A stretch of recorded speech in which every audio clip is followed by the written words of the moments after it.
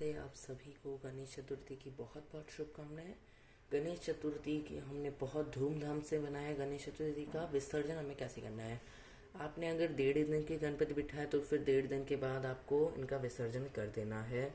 आपने 5 दिन 10 दिन जितने भी दिन आपने गणपति स्थापना की उसके अगले दिन या उसी दिन आप चाहे तो विसर्जन कर सकते हो। ठीक है, तो सबसे पहले पूजन आपको करना होता है। तो सबसे पहले आप एक लोटा जल ले ले और आप एक फूल ले ले। ठीक है, फूल लेके आपको छींटे मार देने हैं जल के। उसके बाद आपको दीपक जलाना है। देसी घी का हो सके तो फिर जलाए, नहीं तो फिर तेल का भी आप दीपक जला सकते हो। दीपक जलाने के बाद आप सभी को रोली से आप तिलक कर दे। ठीक है, रोली से आप तिलक कर दे, थोड़ा थोड़ा ध्यान से तिलक करें। अभी आपको हिलाना नहीं है, बाद में हिलाना है, हिलने नहीं चाहिए ये। आप सभी को तिलक कर ले। और ये जो भोग है ये भी आपको हटाना है, बाद में वो कैसे हटाना है मैं आपको बता दूँ। तो आपको भोग चढ़ाना है फिर से। ठीक है, भोग चढ़ा दे। इसके बाद आपको 1 लोटा जल आपको भोग में चढ़ाना है। ठीक है, उसके बाद आपको फूल चढ़ा देने हैं। फूल और दूर्वा घास आपको चढ़ा देने हैं। ठीक है, आप चढ़ा दें। फिर देखो अभी हमको एक पोटली बनानी होती है गणपति के साथ, क्योंकि अगर कोई विदा होता है ना हमारे घर से तो फिर हम उनको कुछ भोग आदि या कुछ भी हम उनको देते हैं रास्ते में खाने के लिए। तो आप कोई भी कपड़ा ले सकते हो, रेशमी कपड़ा, और एकदम ढीला सा आपको एक पोटली बना देनी, एकदम ढीली सी।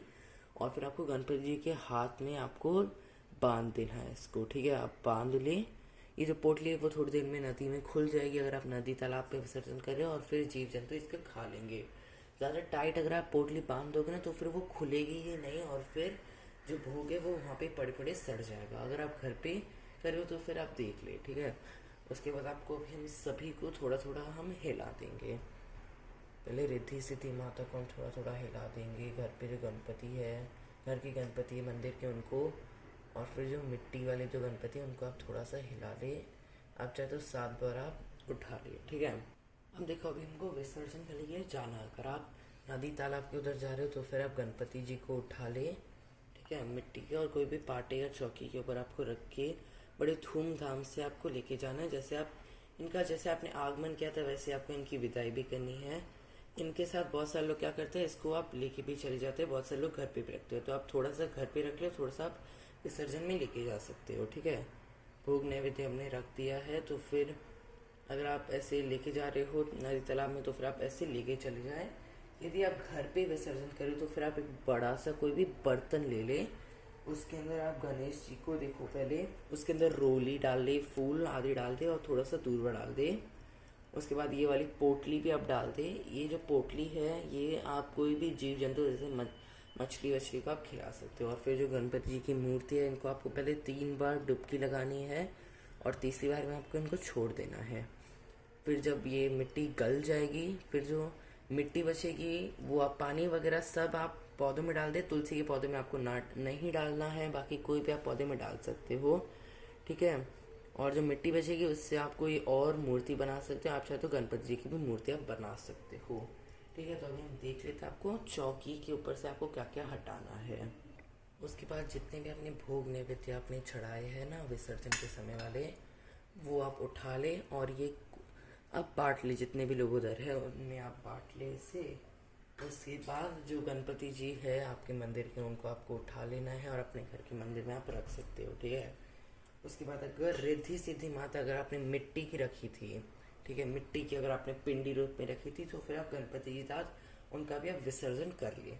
पर यदि आपने ऐसे सुपारी के साथ रखी थी, ठीक है, क्योंकि बहुत से लोग ऐसे ही रखते हैं, तो फिर आपको क्या करना है, फूल लेके आपको ऐसे छींटे मार देने हैं। आपको ऐसे छींटे मार देने हैं पानी के, और फिर इन्हें आप चाहे तो कोई अगले पूजन में आप यूज़ कर सकते हो।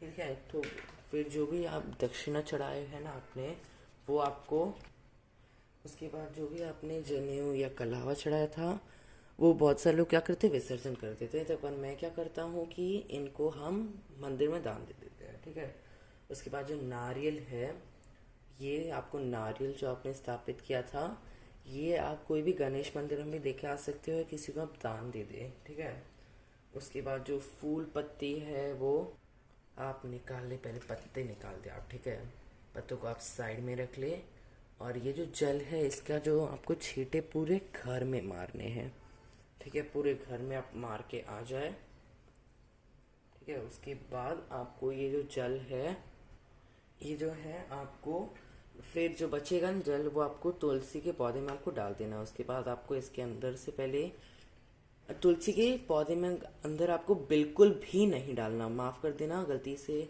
बोल दिया, पर आपको तुलसी के पौधे में बिल्कुल भी नहीं डालना। आप कोई और पौधे में भी आप डाल सकते हो, ठीक है। और अंदर से आप सुपारी और ये सिक्का आप निकाल लिए, ठीक है।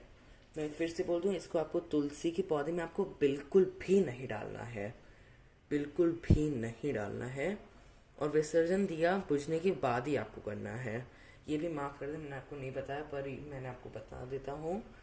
जो ये है फिर से, ये आपको तुलसी के पौधे में डालना, कोई और पौधे में आप डाल सकते हो, तुलसी के पौधे में बिल्कुल भी नहीं डालना है। वगैरह है वो आपको क्या करने हैं, आप चाहे तो इनका भूमि विसर्जन कर सकते हो, या फिर आप चाहे तो कोई पौधे में रख सकते हो, कुछ दिनों में इनका खाद बन जाएगा। और जो चावल है, पहले मैं आपको ये बता दूं, गणपति जी की जो मूर्ति है, बहुत सारे लोग क्या करते हैं, पीपल के पेड़ के उधर रख के आ जाते हैं, तो आपको बिल्कुल भी वैसा नहीं करना।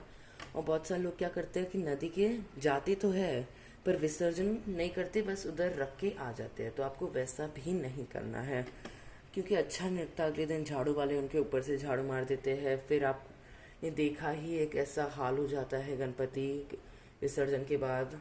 पीओपी की मूर्ति इसके लिए नहीं लानी चाहिए आपको अपने घर में, ठीक है, मैं आपको पहले ही बोल दूँ। फिर जितने भी आपने चावल लिए हैं आपको इनका दान करना होता है। और देखो, हो सके ना तो फिर आप अपने घर पे विसर्जन कर ले, क्योंकि देखो बाहर जाते हैं तो फिर क्या बहुत सारी भीड़ होती है, तो फिर हम अच्छे से पूजन नहीं कर पाते, ठीक है ना, और ऊपर से वो अच्छा भी नहीं लगता। और अगर आपने पीओपी की मूर्ति आपको बिल्कुल भी नहीं लानी, क्योंकि उससे हमको ही दोष लगता है, ठीक है। और फिर जो कपड़ा आपने बिछाया, मैंने यहाँ पे 2 चौकियाँ बिछाई हैं, आपने अगर एक भी बिछाई है तो उसके ऊपर से देखो जो भी कपड़ा आएगा वो आप अपने अगले पूजन में यूज़ कर सकते हो, या आप चाहे तो इसको अच्छे से धुल करके आप कोई मंदिर में भी दान दे सकते हो, अगर आपने नया कपड़ा खरीदा है। अगर आपने पुराना ही कपड़ा लिया है तो फिर आप कोई और पूजन में इसको यूज़ कर लिए। फिर देखो, मैंने यहाँ पे एक स्टडी टेबल और एक चौकी ली है, ठीक है, क्योंकि मुझे थोड़ी सी हाइट देनी थी, क्योंकि मेरी गणपति की मूर्ति आपने देखी है बहुत छोटी थी, तो इसलिए मैंने ये लिया। सिंपल सा आपने अगर कोई चौकी या पाटा भी लिया है तो उसके ऊपर भी आप इस पूजन को कर सकते हो, ठीक है। पूजन का वीडियो मैंने ऑलरेडी चैनल पे आ गया है, बहुत सरल तरीके से, ठीक है। और गणपति जी की मूर्ति देखो, आपको 100% इको फ्रेंडली लानी है। आप चाहे तो गाय के गोबर की भी आप ला सकते हो, मैं आपको बोल दूं, ठीक है। गाय के गोबर की भी आजकल आती है ना, वो भी आप ले सकते हो। मिट्टी के लिए चाहे छोटी ले ले, ज़्यादा बड़ी ना ले, क्योंकि ज़्यादा बड़ी जो होती है वो पीओपी की होती है, मैं आपको पहले बोल दूँ।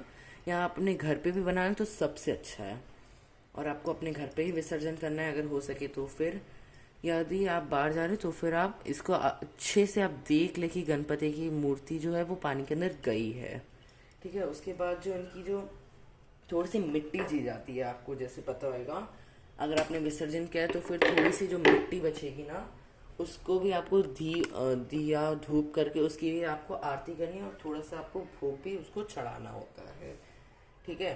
तो यही थी विसर्जन की सरल सी विधि थी, मैंने आपको बता दिया आपको विसर्जन कैसे करना है, ठीक है। अगर आपको वीडियो अच्छा लगा तो फिर मेरे चैनल को सब्सक्राइब करें, इस वीडियो को लाइक करें, ज़्यादा से ज़्यादा शेयर करें। अगर आपको कोई भी सवाल है तो फिर आप कमेंट्स बॉक्स में पूछ सकते हो, ठीक है। जय माता दी, गणपति बप्पा मोरिया।